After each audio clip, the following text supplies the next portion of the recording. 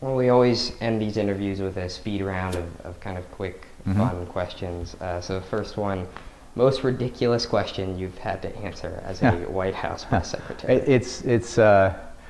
You know, I did give a lot of briefings, so not all of them can I remember. But there was a radio reporter named Les Consolving who I would sometimes call on just for comic relief, and he would ask about the president's views on, you know, marijuana legalization back when that was not as prominent a reality as it is now. And he asked about the president's views on bestiality and things like that, and he would do it in a booming voice, and it was always good to call on him to kind of break up the momentum that was building up on another subject.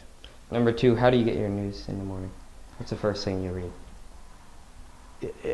You know, I'm kind of stuck in my old habits. I still look at the New York Times first, and I'll do this all electronically, even though the paper copy of the Times is sitting out on my outside my front door. I'll probably still just look at it on an iPad, and but I'll move around between the New York Times, the Washington Post, and the Wall Street Journal, and then I'll check my Twitter feed, and I'll check Vox.com, which I think is an excellent new new venture that has already, I think, delivered exceptional results in this new explanatory journalism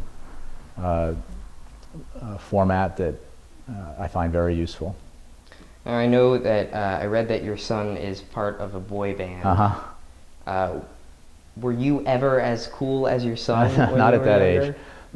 Not at that age. Now, I owe my transition from journalism to government service to the fact that I am also in a garage band, or have been for a long, long time.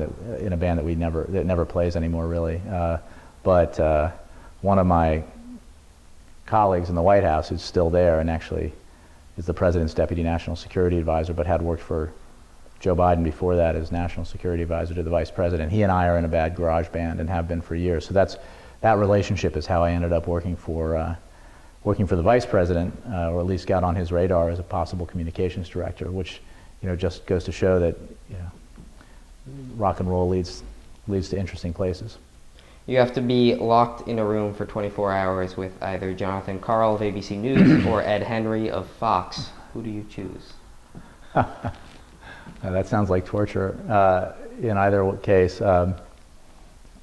if I guess John Karl. I didn't expect that. Okay. Number five, I know the president has done, you know, Reddit chat rooms, Google Hangouts, you name it. He's on Twitter, he's on Facebook. When is President Obama going to get a Snapchat? Well, I don't think. I mean, if the medium itself lends itself to the purposes that a White House is looking to pursue, because you know, the whole idea is to try to get your message to stick, to try to saturate, to try to you know, leave some residue. And if the purpose of Snapchat is to be there and disappear and not have a lasting impact, but he can send some like vengeful Snapchats to Ted Cruz or something. You know, that would be pretty fun. Maybe he's doing it already. Number six, guilty pleasure binge watching show. I love Homeland. I mean, I'm not alone. I think it's a great show, and I think that there are aspects of it that, you know, within reason, you know, ring true about you know, some of the conflicts that we have and some of the gray areas that we encounter when it comes to dealing with the threat of Islamic extremism. So I think it's well acted. It's a great show. Any good pranks that you pulled on a fellow White House staffer? I couldn't possibly talk about that. Do you remember the TV fight song at all? I don't. I remember that there was one, and I wouldn't sing it if I did. Yeah, it's not appropriate for camera. I know that you will leave the Jackal to CJ Craig, but were you ever tempted to just like quote her at the podium and see if anyone noticed? Anyone noticed? There were moments when you know, I felt like I was living in a West Wing episode, and that's the show that I think, even though it's obviously a Hollywood version of Life in the West Wing, I think it's the show that most closely approximates the real experience. But I don't think I ever went up there. I was so worried about the real issues that we were dealing with that I probably didn't have the bandwidth to then come in with a pretend set or a script that was drawn from Hollywood. Would you rather be press secretary for President Frank Underwood or President Mitt Romney? Romney, you know, Romney, not my politics, but at least to my knowledge hasn't murdered anybody.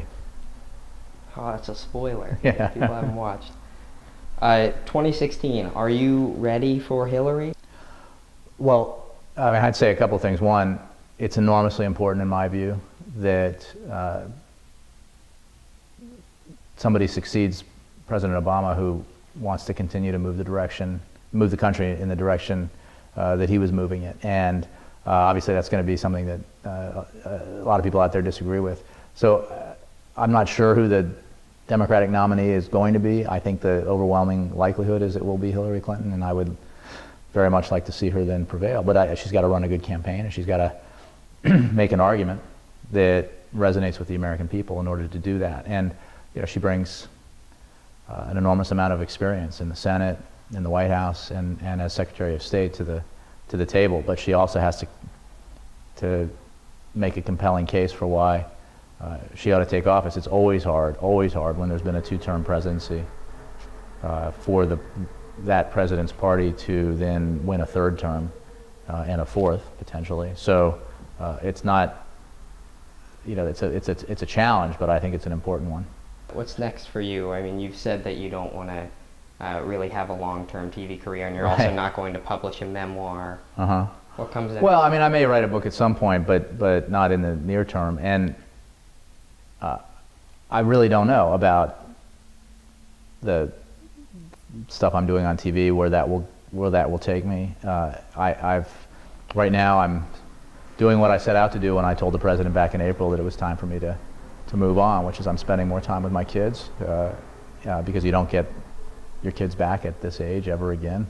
And I had certainly, like a lot of people who have the privilege of serving in a White House,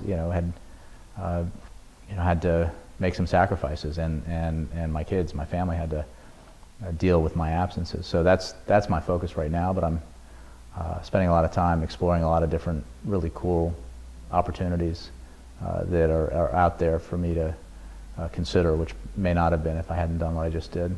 In my family, your glasses have become legendary. So I was dared by my 5 older siblings to ask you if I could 5 older siblings? Yeah. Oh my God.